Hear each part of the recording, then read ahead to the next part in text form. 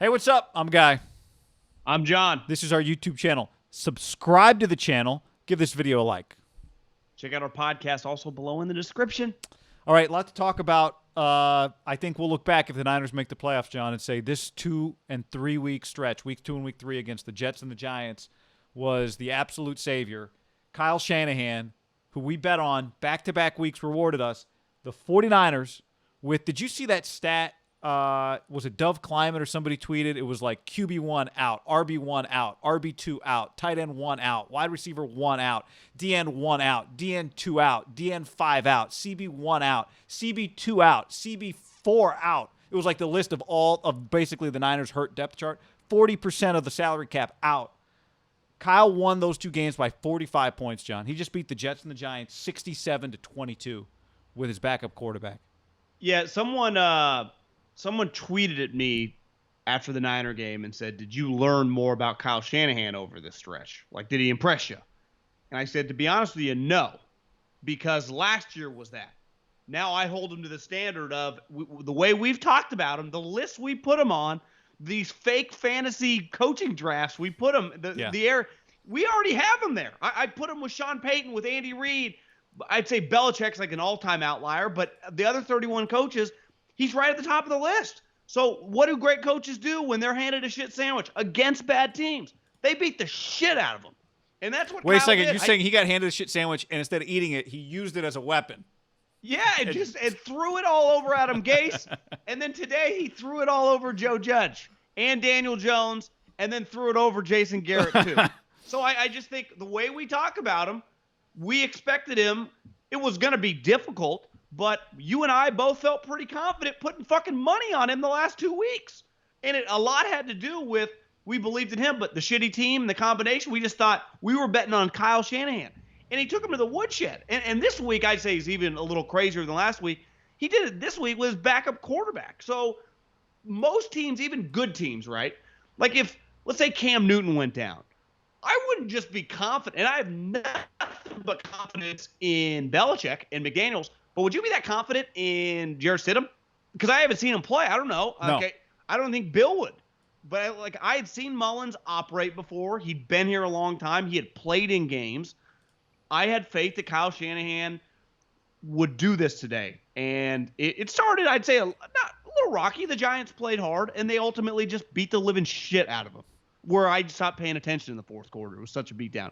And then I turned it back on, and he's still throwing it with Mullins. And I thought, well, you know what he's doing? He's just getting him reps. He's using this game as like a practice for him. Yep. And Ayuk, and we'll get to Mullins and Ayuk's performance, but I think to your point, because we've gone so far all in on Kyle, when you go that far all in, you also don't get a lot of excuses. If this is beating these two teams is the baseline.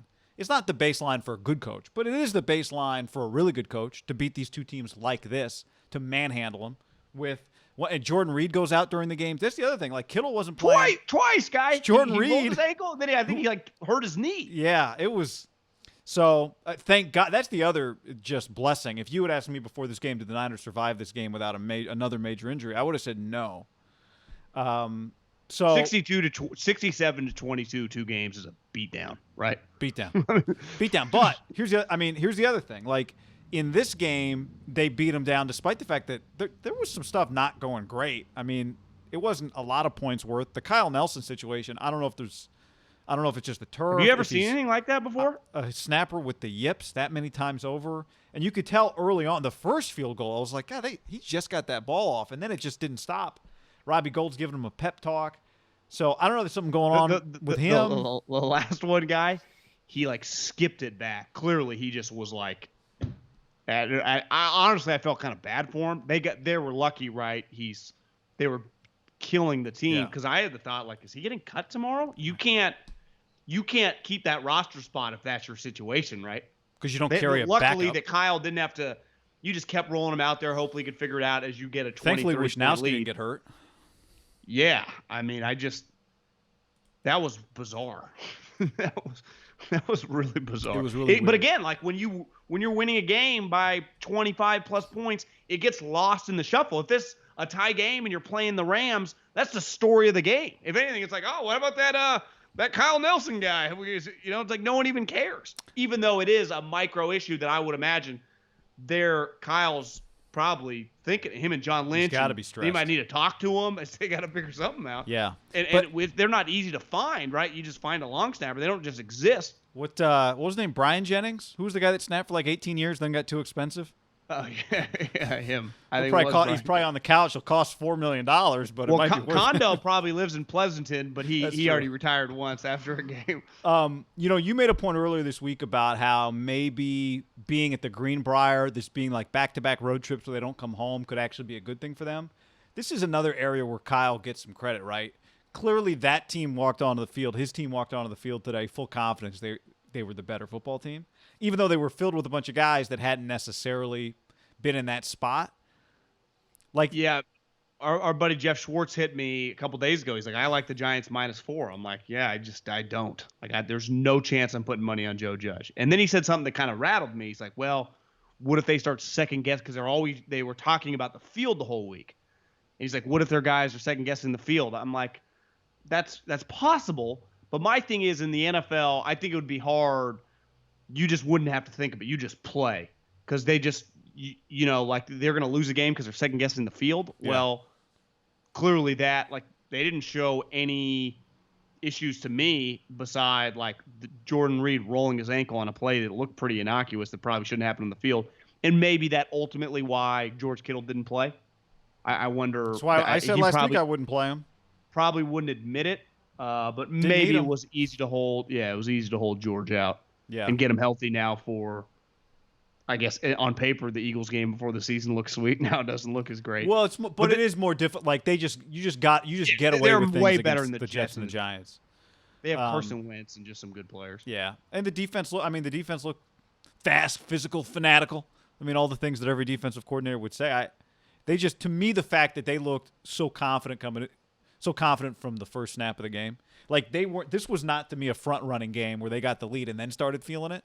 They were feeling it from the jump, and that just goes back to it's not new, right? How much these guys believe in Kyle, clearly how much they believe in Saleh. How even with all the injuries, you still look at them and go, on defense in particular, they're still pretty talented. So, yeah, to me, one thing they're standard on defense of hitting guys, like how physical of a defense they are. This Hyder, Kinlaw, you really felt his presence today, making some plays. Warner's crushing people. All their DBs tackle, even though they're not great cover guys all the time.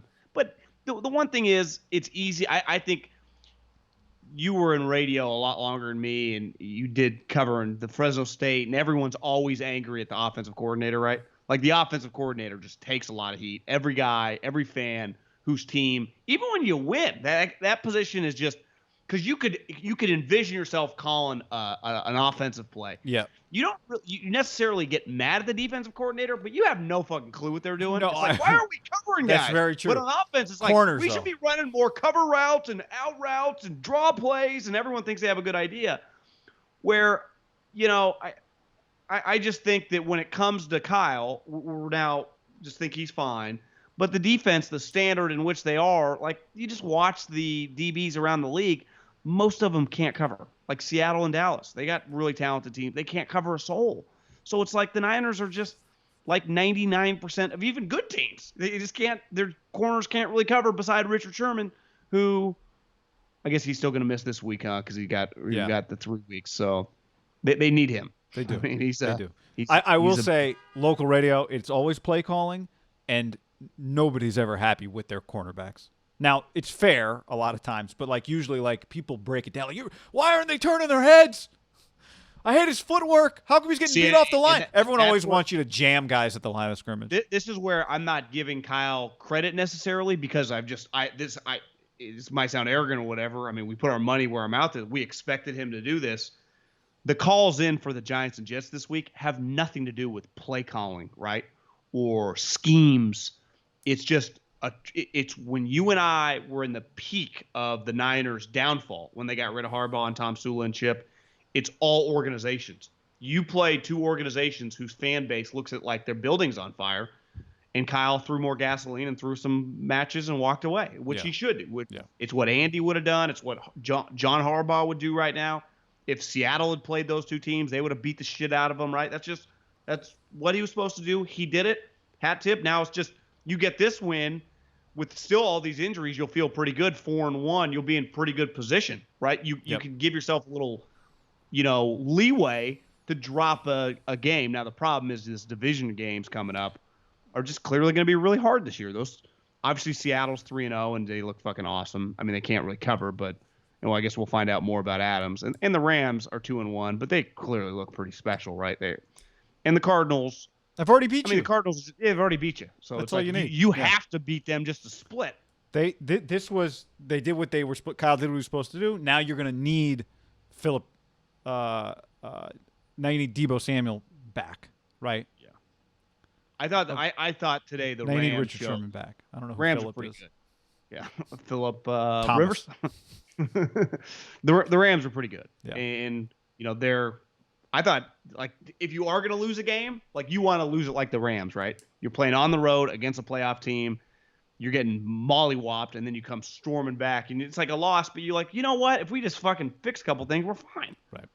Like, they have the loss where they're flying 3,000 miles, where they're not really feeling that shitty. We go, nobody can block 99. Like, I think the Niner-Rams games this year are going to be, and Seattle are going to be just fire, as long as the Niners can get some of these guys back. Like they couldn't beat those two teams with this. Like I'm sorry, they're not beating either one of those two teams with Nick Mullins. No, Jets and Giants. Thank you. Yeah. That now it's over and done with. You don't get to play them again. They're not in your division.